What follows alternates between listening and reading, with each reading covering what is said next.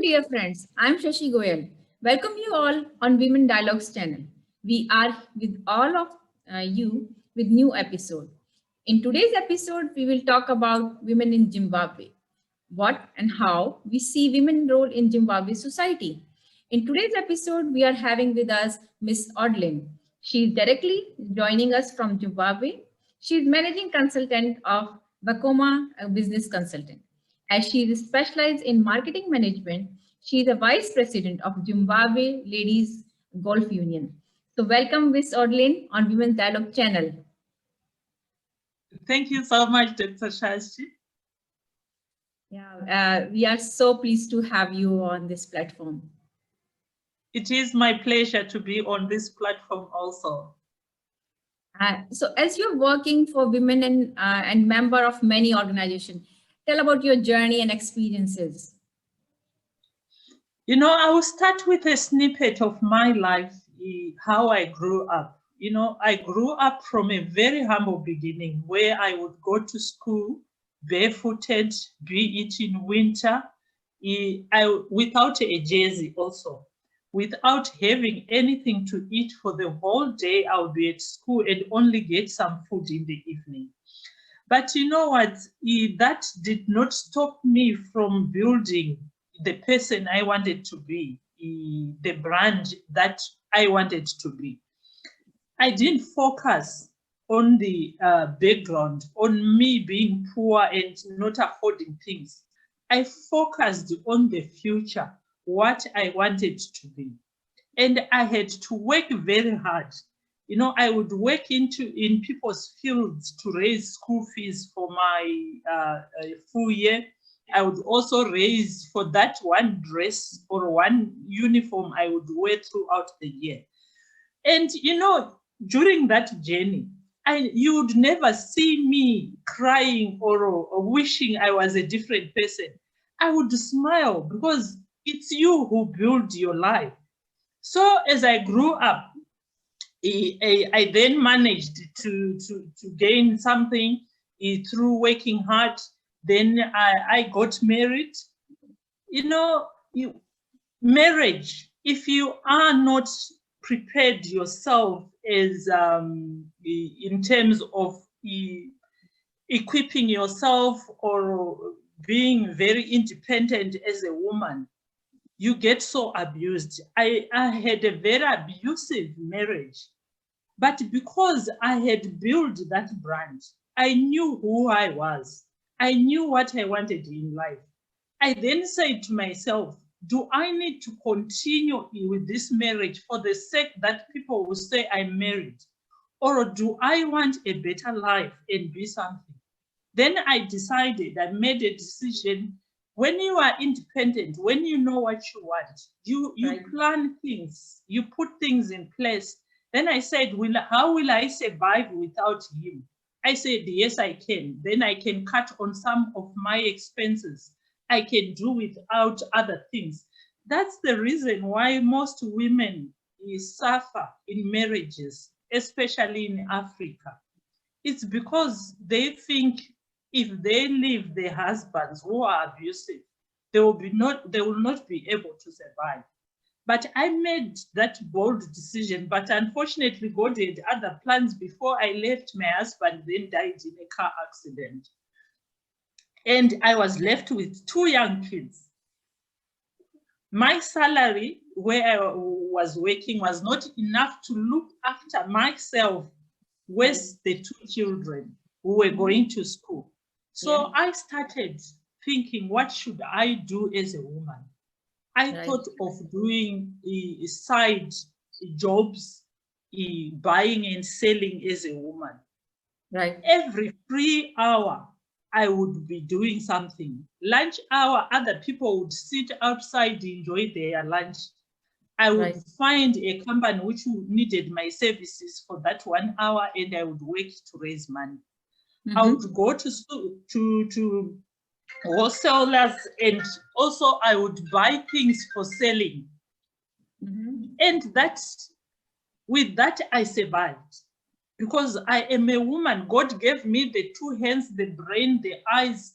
I could use all that to Right. be a woman I am today. Most women struggle because they Yes. fail to answer this question, which Mm. we should always have an answer for. What if? What if I lose my job? What am I going to do? What Yeah. if my husband dies? What will Right. I do? What Mm-hmm. if I get sick? What will I do? You must have answers to these what ifs so that you plan your life and you put things together. In Zimbabwe, having Right. said my background, I then Mm-hmm. thought, no, Yeah. people suffer in marriages, in jobs, because they don't prepare. Then I thought of starting a Wakoma Business World, which Mm. mentors and coaches Right. everyone, but I focus more on youth or children and women. Mm-hmm. Why? Because these are the very delicate human Right. beings in Right. society. In Zimbabwe, right now we're speaking of COVID, where people are locked down and the businesses are not running, which means people have no source of income. They are Yeah. sitting at home. And where do they get the food from? Because most of the people live from hand to mouth. They Yeah. That's sell challenge. goods by the entrances of their homes. Yeah. Some go to the industrial sites to sell their things. And, you know, then how do they survive? And how then do they look after the family? This is where I was saying we should be able to answer the question, what if? This Right. pandemic came last year, and people Right. should have then prepared themselves that it's going to be even worse.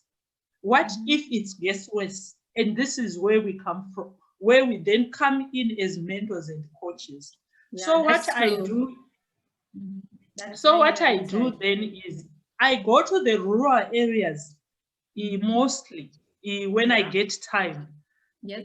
People in the rural areas, they are not exposed. The reason why I did this, when I was in the corporate world, Mm.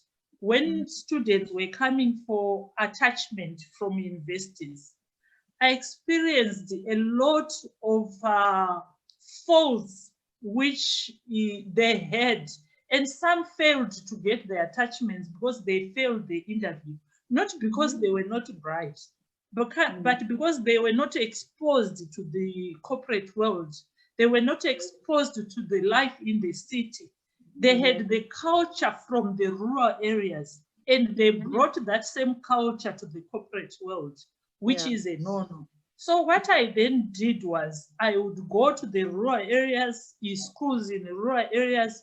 I would go to universities and mentor coach these young ones, Mm-hmm. tell them how the future should be, and also partnered some corporates in Right. mentoring and coaching a girl child, where So, Dr. so Sachi, if just I to tell I you, would like to interrupt you on between your this journey. As you are saying, you yes, are doing, this your all business about empowerment and doing coaching and consulting.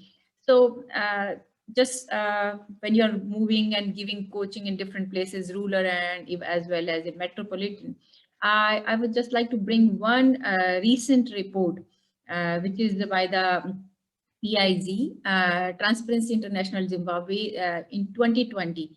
And it was published, and it says it has recorded an unprecedented number of women reporting being forced to exchange sex for employment or business favors.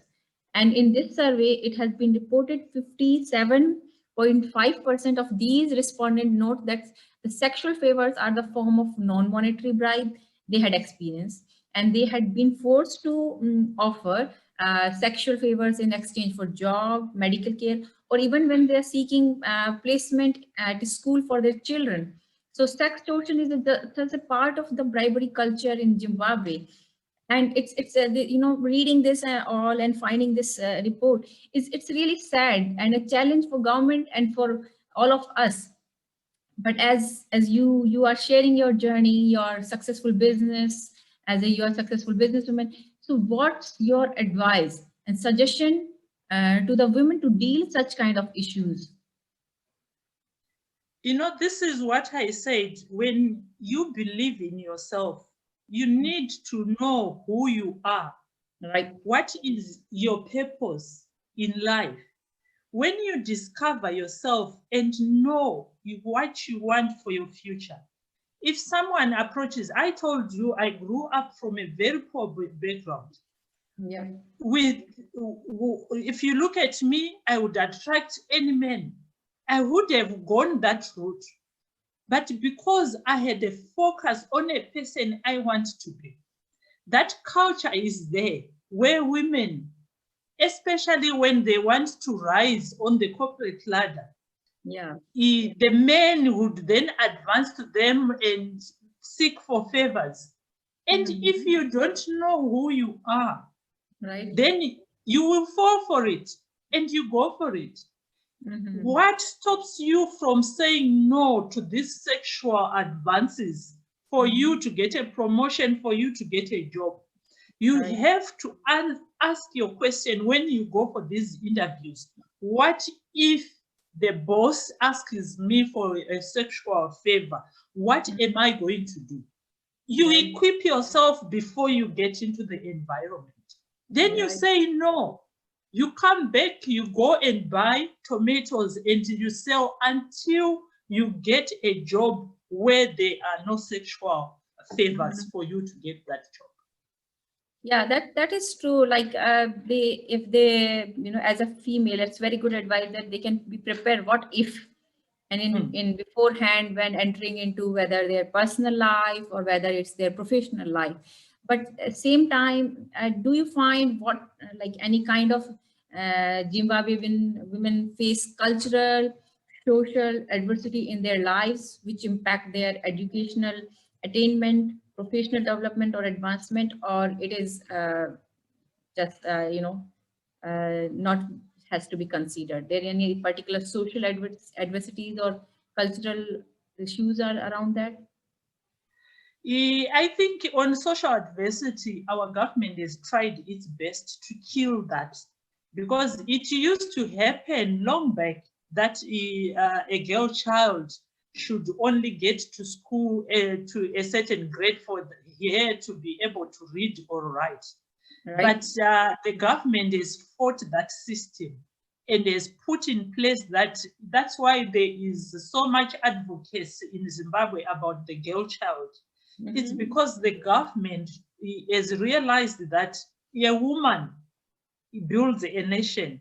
With Right. a woman, a company can Mhm. rise because Yeah. we understand the feelings. We have this empathy which Yeah. we carry everywhere we go as women.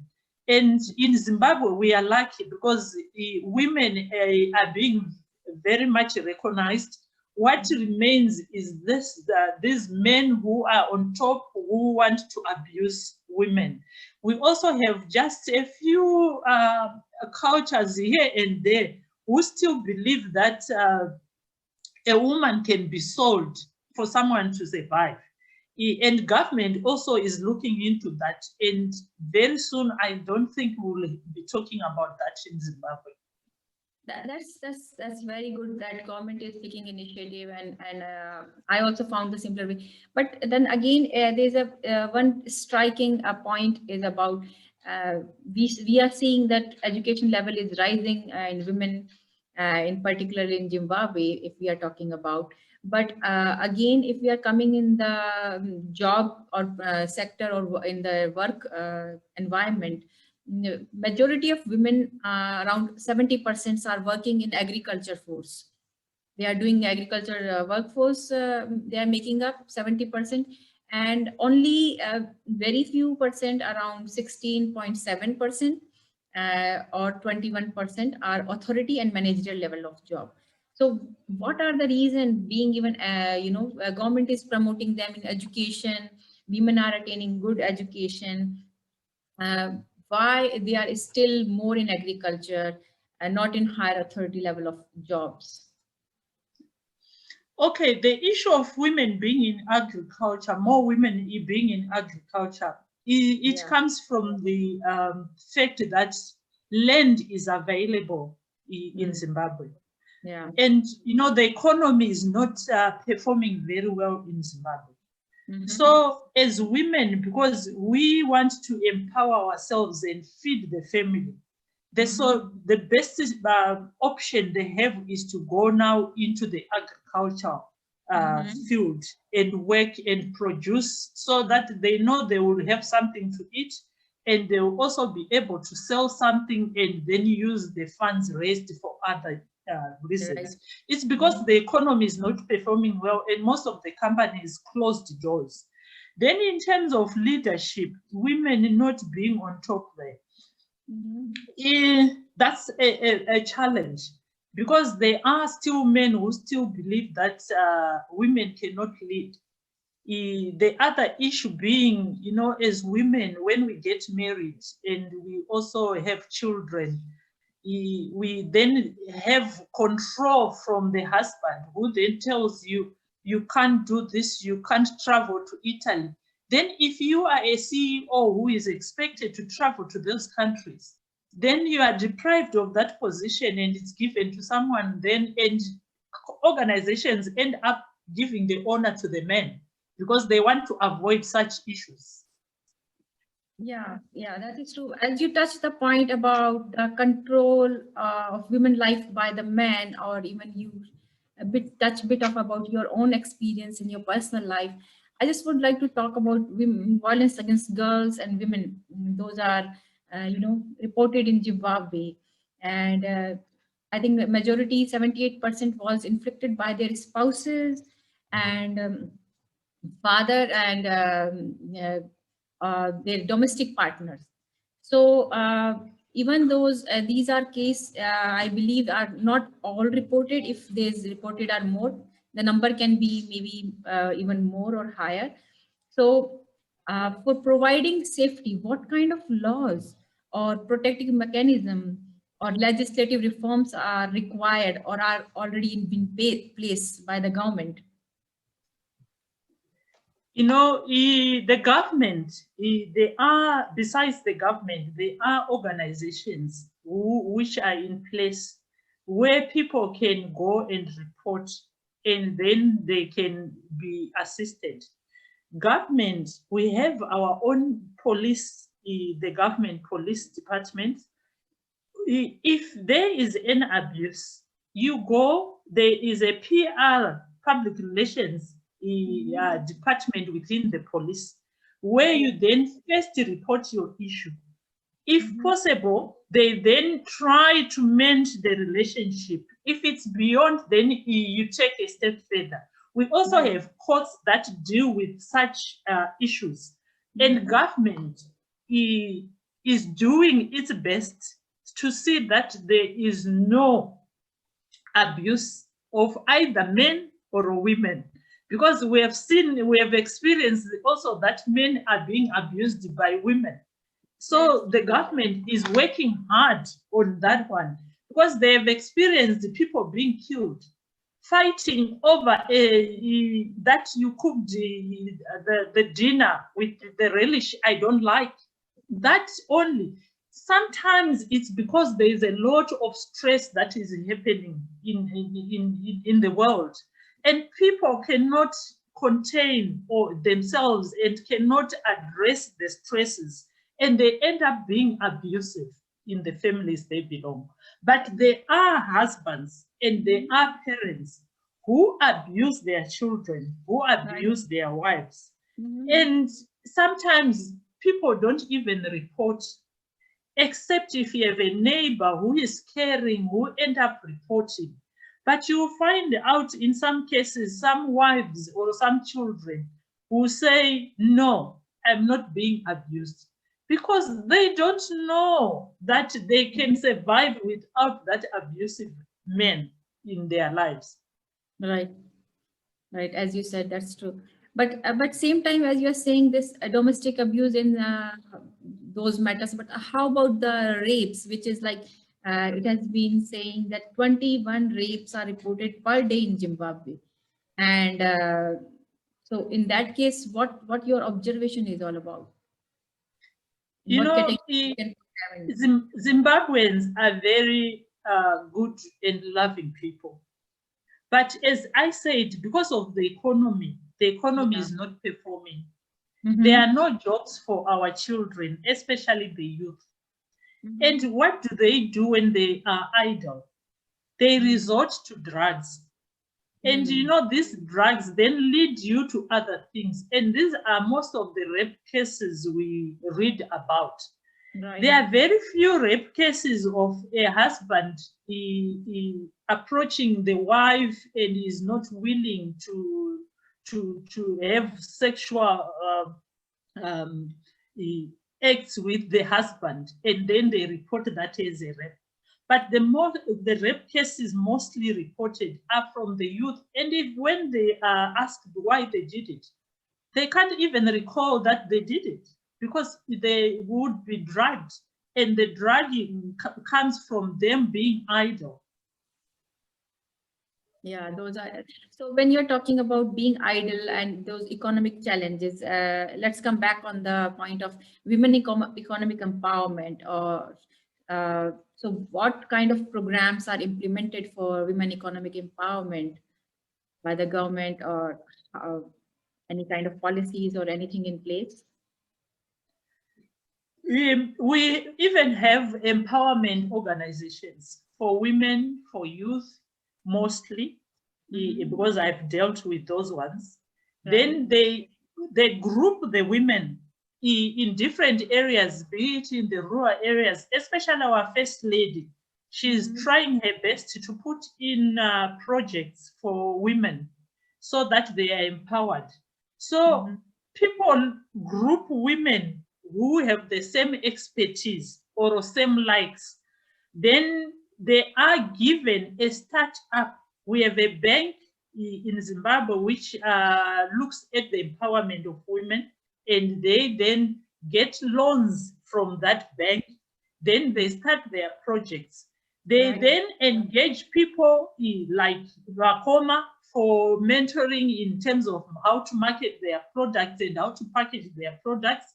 They Mm-hmm. also find markets for them in terms of advertising on social media for them. So there's a lot that is happening in terms of women empowerment. But Right. the challenge still remains when the economy is not performing. Even if you Mm-hmm. have those projects, who will buy from you? Right. Mm. But when you're talking about this program, it sounds like kind of promising and making the pair of like mentorship and giving them training and uh, developing youth and all genders for their economically developed and empowered. How about when we talk about women political participation? Are there any such similar kind of activities or anything is working on Sorry, or? come again on that one. I'm talking about women political participation. Is there any similar kind of program for women political participation is running or government is planning for? I think on that one, I'm not so sure because I'm not politically versed person. Mm-hmm. But when we have our women gatherings, what Yes. happens is a politician is invited to Mm-hmm. address the women and give the pros and cons of being Yeah. in politics. Mm-hmm. Also, you know, when the politicians are then profiled, Mm-hmm. some women become so interested. Not that there are some people who are born political, but there are some people who go into politics because they have no other option except being into politics. And you Mm-hmm. find out if we have those people in politics, their journey does not go further because they have no passion for it. The reason why they joined politics was wrong. Mm-hmm. The purpose is not But the clear. I've not seen any organization that's into politics, except if I've missed it. Right. So there is Yeah. like if I understand your point correctly, like particularly the purpose is not clear if they are looking into political involvement or working in the politics. Is it like Mhm. that? Yes. But I think I was seeing there is a United Nation women who for Zimbabwe, the office. They are working for capacity building, and they are doing all national, regional, and international initiative, which are including training and especially in academics and all these kind of strengthening the capacity of rural women and providing them training. So it is in Jomo Kenyatta University, if I'm not wrong. So Yeah. yeah, that's something I think that's good to see about it because Yeah. And at universities also they have a degree in political science and in yeah. politics and all this, which means but in terms of women being pushed into politics, Mhm. I'm still to see that push, because I could have felt it, being a mentor and coach and being working with people, but Mhm. I've not seen heard someone calling on me to be part of. Yes. That's true. And I believe you are already yourself as a leader and business consultant, and you are working with a lot of people and organizations. So, what one message will you give to our viewers that can be helpful to empower them? The as I always say when I mentor and coach the people is, what is your passion? When you know your passion, then you will know your purpose. And when you know your purpose, then you will build what I call your personal brand. When you have a personal brand, when you have built it, you would not want it to be messed. And for that, you remain focused. When you remain focused, you will like yourself as an individual. When you like yourself, it will be easy for other people to like you. And when Mhm. you are to venture into business, it will be so easy to network, interact, connect, and build your audience when you Right. know who you are.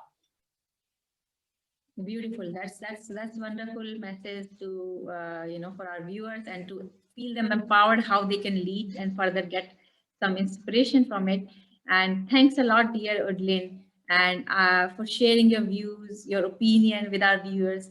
And dear viewers, that's it for today as our episode. We will come back with a new episode on our channel, Women Dialogues. If you like and want to see upcoming Women Dialogue episode, do like, share, subscribe, and click the bell icon button. Thank you. Thank you, Dr. Shashi. Yeah.